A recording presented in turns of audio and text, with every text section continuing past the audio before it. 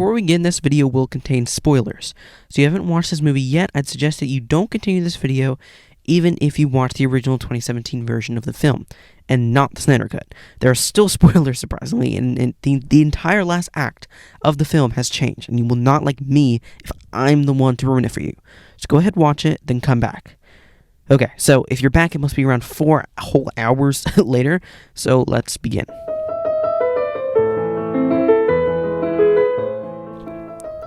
Now, first things first, should you see this movie? Well, that really is subjective like most films. I do feel like it's worth 4 hours. And since it's split up into 6 parts, you can really split it up into 2 days if you want. I don't feel like there's much fluff at all, and really it is a completely different film than the 2017 version. You might as well be watching a completely different movie, so yes, I would suggest watching this. Even if you're not a DC fan or a superhero movie fan, this movie stands on its own legs. It's just a masterful work of art. Anyways, here's my opinion about it. So, wow, I just was not expecting to like this movie at all. See, I'm not really a DC guy, but I'm not really a Marvel guy either. I kind of sit in the middle, and I watch the occasional movie from this genre here and there. So when I heard a DC movie was 4 hours long and directed by Zack Snyder, you could say I wasn't fully enthralled. Not to say I wasn't excited at all, but the wariness outweighed most, if not all, emotions regarding the film. So when I say this has to be one, not the, but one of the greatest films I have ever seen, it's saying a lot. Everything about this film has so much more heart. Although the tones and colors are more gritty, this was like such more of a balanced and really thought through movie than the original. Starting with the aspect ratio. Now I could go on for days about aspect ratios, but I'll make it quick. While the first rendition of Justice League was shot in your traditional widescreen format with black bars on the top and bottom, the Snyder Cut, which is just the original cut of Justice League before Joss Whedon touched it, was shot with 4:3 in mind, because Zack Snyder had so much fun shooting the IMAX portions of Batman vs. Superman last time he made a DC film. So he decided with Justice League he wanted to go with a taller frame instead of a wider one. I've found that 4:3 has really taken the film industry by storm. Although a simple and traditional aspect ratio back in the day, it's severely underused in modern movies. While usually reserved for indie or psychological films, including it with the Snyder Cut was the right choice, from a technical and practical place. Think about it this way. These are vertical characters that hover and fly, that swing axes on the y-axis, derived from a form of entertainment that was read in the upright position, comics. So in practice, it doesn't make any sense to put any superhero movie in a widescreen format. The characters pop out and feel like they have presence. The black bars on the left and right of the screen really accentuate the feeling of being stuck or trapped in some scenes, while also being able to show more vertical information like the horizon, aircraft, or flying characters. There's a reason it's referred to as the golden ratio. It really can be suited to any style or genre of film. It really changes the tone of Justice League, making everyone more pronounced in frame, while also feeling more freeing in the same vein. Another big change was the color grading. I'd say that the Avengers had a good amount of colors, most Marvel movies do, but DC movies usually stick to a more dark and moody scheme. So having the 2017 version include so many rich colors, even going out of the way to change the color of the sky in the last battle to a bright red, felt so off. And with Zack Snyder's inclusion of his infamous moody and deep grading coming back to the Snyder Cut, it only enhances the moods already set with the aspect ratio. This movie feels more like an art piece than it does a blockbuster. The cinematography has so many gentle nuances that turns many average shots into emotion-driving pictures. The small details that Zack changed just make so much sense that you wonder why it was changed by Joss Whedon in the first place.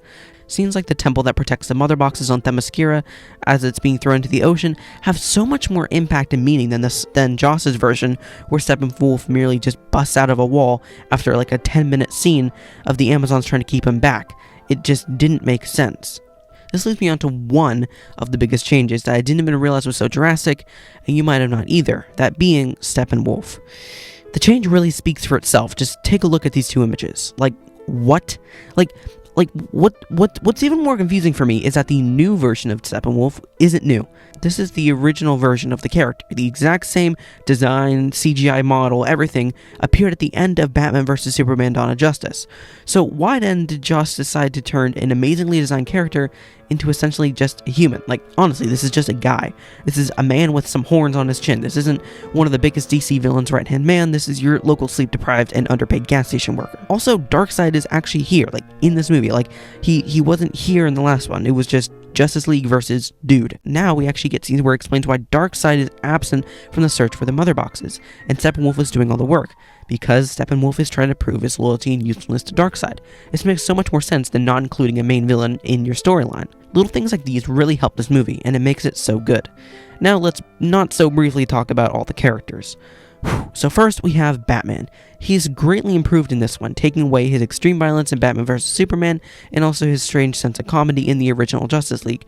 Instead, he just feels like, well, normal Batman. Wonder Woman's character seems to be getting even more included in this movie, even though she already had a lot of screen time in the original. Though I'm sure you've already heard it before, I'm gonna say it as well.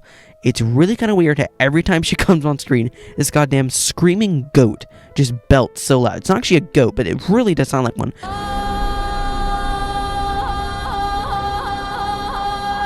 No matter the scene, just no matter the tone, it's just a little much. Like, there's a battle and epic music and everyone's doing their thing, and we get one frame of Wonder Woman and this theme just blares through the music. It's like Darth Vader's theme situation, just amplified, like a lot. Next is Aquaman, and he's there, I guess. He's really boring in this film, and it's surprising, as Aquaman is my second favorite DC movie of all time. So seeing him have such little to do in 4 hours really surprised me. I feel like he's mostly there just to trash on Cyborg.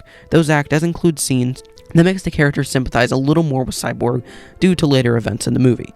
So his cynicism isn't as unexplained as it was in the Joss Whedon version. Then we have Cyborg. I mean, it's insane. He got such a character upgrade that it's insane with how little we knew about him in Joss's version that he was even in the movie. He got so much story building and crucial character moments and exposition, it's shocking. Cyborg gets plenty of screen time for you to really get behind him and understand his hatred towards his father, his motivation, his pain, and trauma. Over a series of flashbacks, you really start to feel for him, and it's a great thing to see. One thing about Cyborg is like I said, there's these little things that Zack does that really improve character development. There's one scene in which we get a flashback to Cyborg really learning about his powers, in which he kind of creepily watches over a single mom watching over her kids, and clearly she's in financial struggle. This is a very heartfelt scene and really kind of out of place if you don't really know what's going on, but then you start to realize. Cyborg then moves $100,000 into her bank account instantly. There's this very, very heartfelt scene where she's sitting there with the ATM trying to draw out money, and it just won't draw out a single dollar. And then all of a sudden, she has $100,000. It's so touching. It's amazing how just such a little scene can really drive you to like a character. And it's insane that this was cut out. Like, it's not even that long of a scene. It's just character building.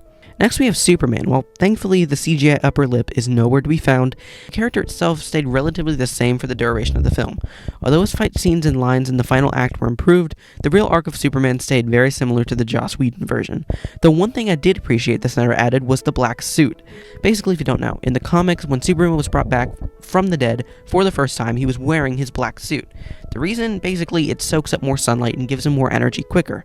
That's why in the film, he rises straight up to the sun as soon as he gets the suit on, because it gives him so much energy. It's a nice little nod to the comics, but one thing that they did remove was Superman's mullet, because Zack Snyder was going to add it, but the studio just wouldn't let him have it. Lastly, we have The Flash. Now, again, although this character isn't hugely changed from the Joss Whedon version, a few key scenes make him the underrated character of this whole movie.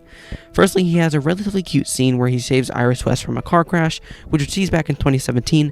Of course, never got to see it. Although simple, the scene really served its purpose, and solidifies Barry as the comedic relief, yet also having some of the coolest scenes visually. But what really made his character, and this movie for me, was the ending. Now, until now, I haven't really gotten to anything too spoilery, so if for some odd reason you're still here and haven't seen it, leave now. This is one of the biggest twists in the film. Okay, the ending plan is for Cyborg to fuse with the mother boxes, and Barry to run circles around the reactor that is Steppenwolf's base, and then basically shock Cyborg with all the energy built up in order to separate the mother boxes from, fusing. A Parademon then shoots Barry down in his tracks, giving the mother boxes the last second to fuse. The heroes have lost. The Earth is obliterated and everyone is decimated. Like, that's just it. Everyone's gone. The only other time a movie has really let the heroes lose is Avengers Infinity War, but then Endgame came out and it's just them winning, so they have like a whole 3-hour movie of them just winning, which kind of balances out the loss in a way. But the Snyder Cut can't do that. So, one of the greatest scenes I have ever witnessed in film history plays out. Barry witnesses the collapse of the planet, so then he decides he has to run faster than light in order to save everyone. Now, how does this help? Well, in an earlier scene where the team reanimated Superman, Flash does a similar thing and time reverses for just a second for the mother box to come out of the liquid that holds Superman in order for him to open up the mother box with the pent-up energy. I might be able to do it. I might be able to jumpstart it. I don't like to break this rule, but when I approach the speed of light, look, crazy things happen to time. So this is basically just setting up what happens in the end. This scene is mind-blowing. I couldn't even imagine this being in a movie. It just didn't need to be here. But my god, after seeing it, this movie would not be the same without its inclusion. The ground rematerializes under Barry's feet as he reiterates the words spoken by his father in a previous scene. We see Superman and Cyborg being reformed atom by atom, bone by bone, CGI blood just traveling back into their face. It's kind of disgusting, but still visually amazing. Anyways, the team does a triple whammy on Steppenwolf, sending him to Apocalypse with a severed head being crushed by Darkseid. What an ending. Overall, this movie was mind-blowingly good. Like I said in the beginning, I really was not expecting to like this movie. I wholeheartedly figured it would be slightly better than the original and a little overhyped. But everything added together, plus the ending with Flash, really solidified this as one of the greatest movies I've ever seen. I'm giving Zack Snyder's Justice League a 9 out of 10. Hopefully you did enjoy. If you did, please make sure to like this video and subscribe if you're new, as we are trying to reach 700 subscribers by the end of the year. Make sure to go to stepaside.com for all your merch needs. You guys are the best. I'll see you in the next one. Peace.